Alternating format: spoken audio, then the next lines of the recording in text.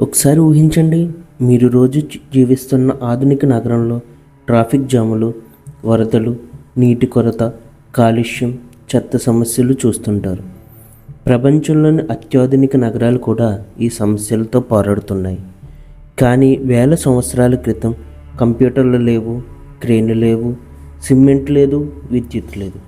అయినప్పటికీ కొన్ని నాగరికతలు నిర్మించిన నగరాలు నేటి ఇంజనీర్లను కూడా ఆశ్చర్యపరుస్తున్నాయి. వారి నగర ప్రణాళిక, నీటి నిర్వహణ, నిర్మాణ శైలి, ప్రజా ఆరోగ్య వ్యవస్థలు అప్పట్లో భవిష్యత్తును చూసినట్టుగా ఉన్నాయి.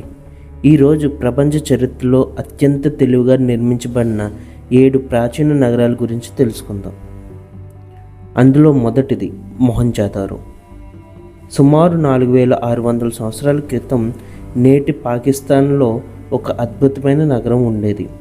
అదే మొహంజదారో.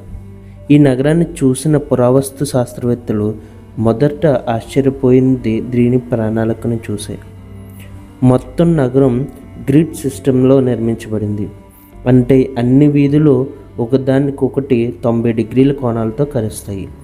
అదే పద్ధతిని నేడు న్యూయార్క్ వంటి నగరాల్లో కూడా చూస్తాం. కానీ అసలు అద్భుతం ఇంకా ఉంది. ప్రతి ఇంటికి ప్రత్యేక బాత్రూమ్ ఉండేది.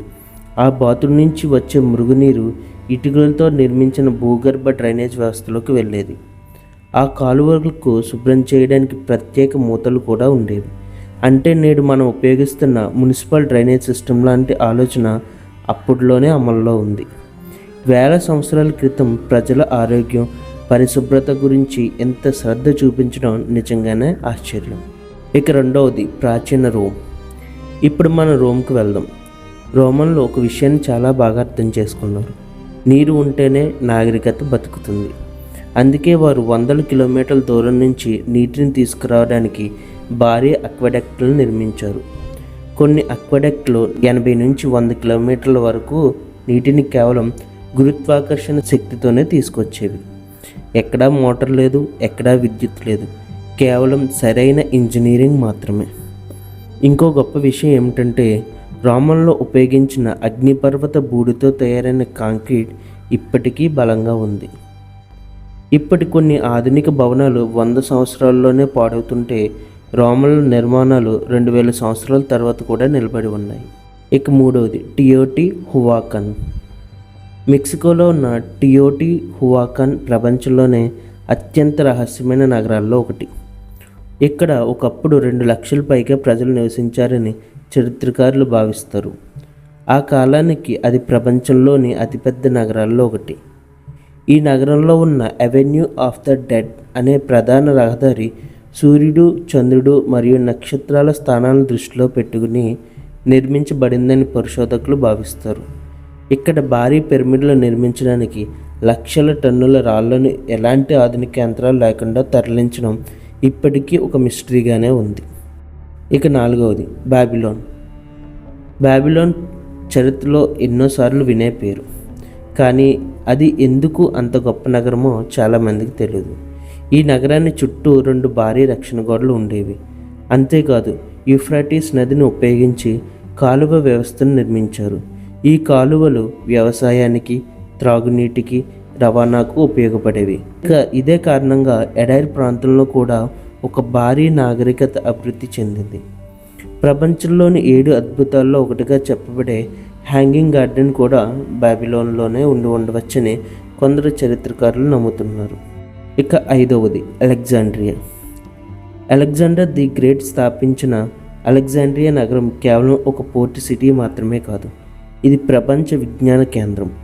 ఇక్కడ లైబ్రరీ ఆఫ్ అలెగ్జాండ్రియాలో లక్షలాది గ్రంథాలు ఉండేవని చెబుతారు. ప్రపంచం నలుమూలల నుంచి శాస్త్రవేత్తలు ఇక్కడికి వచ్చి పరిశోధనలు చేసేవారు. ఈ నగరంలో విశాలమైన వీధులు, భూగర్భ నీటి నిల్వ వ్యవస్థలు, సముద్ర వాణిజ్యానికి అద్భుతమైన నౌకాశ్రయం ఉండేది. ఇక ఆరవది చాంగ్ ఆన్. చైనాలోని చాంగ్ ఆన్ నగరాన్ని చూస్తే ఒక ఆధునిక సిటీ మ్యాప్లా కనిపిస్తుంది. మొత్తం నగరాన్ని ఖచ్చితమైన బ్లాకులుగా విభజించారు. ప్రతి ప్రాంతానికి ప్రత్యేకమైన పని ఉండేది. వ్యాపారం ఒక ప్రాంతంలో, నివాసాలు మరో ప్రాంతంలో, ప్రభుత్వ కార్యాలయాలు ఇంకో ప్రాంతంలో. ఈ విధానాన్ని నేటి అర్బన్ జోనింగ్ అని పిలుస్తారు. అంటే ఆధునిక నగర ప్రణాళికకు విత్తనం అప్పుడే పడింది. ఇక 7వది టికాల్. గ్వాటమాలాలోని దట్టమైన అడవుల మధ్య ఉన్న టిక్కాల్ నగరం మరో అద్భుతం. ఇక్కడ శాశ్వత నదులు లేవు, అయినా లక్షల లీటర్ల వర్షపు నీటిని సేకరించే భారీ రిజర్వాయర్లను నిర్మించారు. వర్షాకాలంలో నిల్వ చేసిన నీటిని ఎండాకాలంలో ఉపయోగించేవారు. ఇదే నేటి రైన్ వాటర్ హార్వెస్టింగ్ విధానానికి వేల సంవత్సరాల ముందే అమలులో ఉన్న ఉదాహరణ. ఈ నగరాల కథలు మనకు ఒక గొప్ప విషయం నేర్పిస్తున్నాయి. నాగరికత అంటే కేవలం పెద్ద భవనాలు కాదు, ప్రజల ఆరోగ్యం, నీటి నిర్వహణ, నగర ప్రణాళిక, ప్రకృతులతో సమతుల్యత ఇవన్నీ కలిసే నిజమైన నాగరికత. వేల సంవత్సరాల క్రితం జీవించిన మన పూర్వీకులు ఇవన్నీ సాధించారు. బహుశా ఆధునిక ప్రపంచం ఇంకా వారి నుంచి నేర్చుకోవాల్సింది చాలా ఉంది. ఈ నగరంలో మీకు అత్యంత ఆశ్చర్యం కలిగించినది ఏది? కామెంట్లో తప్పకుండా చెప్పండి. ఇలాంటి చరిత్ర, పురాతన నాగరికతలు, మిస్టరీ, సైన్స్ డాక్యుమెంటరీలు చూడాలంటే మా ఛానల్ని సబ్స్క్రైబ్ చేసి బెల్ ఐకాన్ నొక్కండి. మళ్ళీ మరో ఆసక్తికరమైన వీడియోలో కలుద్దాం. Thank you.